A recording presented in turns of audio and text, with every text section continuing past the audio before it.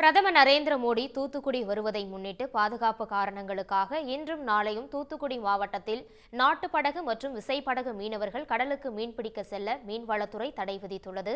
1000த்திற்கும் மேற்பட்ட நாட்டு படகுகள் மற்றும் 300க்கும் மேற்பட்ட விசைப்படகுகள் கரையில் நிறுத்தி வைக்கப்பட்டுள்ளன. இத்தொடர்பான முழு விவரங்களை எமது செய்தியாளர் ஜெயக்குமார் வழங்க கேட்கலாம். ஜெயக்குமார், இத்தொடர்பான முழு விவரங்கள் வேற என்ன மாதிரியான முன்னேற்பாடுகள் செய்யப்பட்டுள்ளது? இந்திய பிரதமர் 2 நாள் சுற்றுப்பயணமாக தமிழகம் வருகிறார். இந்த நிலையில நாளைக்கு தூத்துக்குடிக்கு வரக்கூடிய பிரதமர் பல்வேறு திட்டங்களை திறந்து வைக்கிறார். குறிப்பாக குலசேகரப்பட்டினம் ராக்கெட் ஏவுதளம் மற்றும் ராமேஸ்வரம் பாலம் உள்ளிட்ட பல்வேறு பணிகளை அடிக்கல் நாட்டுவதோடு முடிவூட்ட பணிகளையும் திறந்து வைக்கிறார். இந்த நிலையில நாளைக்கு வரக்கூடிய பிரதமர் வரக்கூடிய நிலையில பாதுகாப்பு காரணம் கருதி மீனவர்கள் கடலுக்கு செல்ல 2 நாட்கள் இன்றும் நாளையும் கடலுக்கு செல்ல வேண்டாம் என அறிவுறுத்தப்பட்டுள்ளது. இதனால தூத்துக்குடி மாவட்டத்தை பொறுத்த வரைக்கும் 1000த்திற்கும் மேற்பட்ட நாட்டுப்படகுகளும் 300க்கும் மேற்பட்ட விசைப்படகுகளும் நிறுத்தி வைக்கப்பட்டுள்ளது.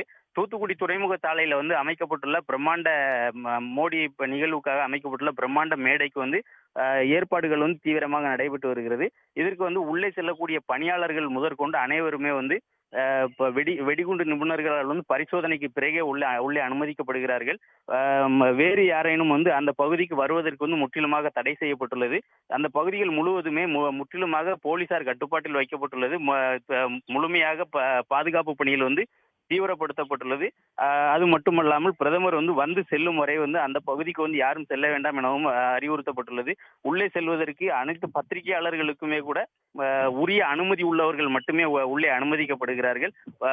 பாதுகாப்பு ஏற்பாடுகளை பொறுத்த வரையில் தூத்துக்குடியை சுற்றிலும் முழுமையாக பாதுகாப்பு பணியில் ஈடுபட்டுள்ளது.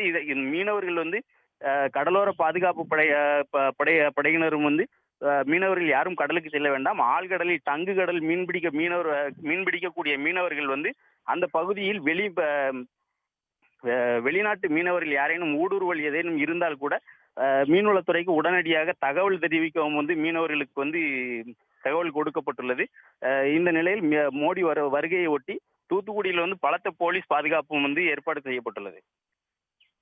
விரிவான தகவல்களுக்கு நன்றி ஜெயக்குமார். உடனுக்குடன் செய்திகளை தெரிந்து கொள்ள சன் நியூஸ் பெல் ஐகானை கிளிக் பண்ணுங்க.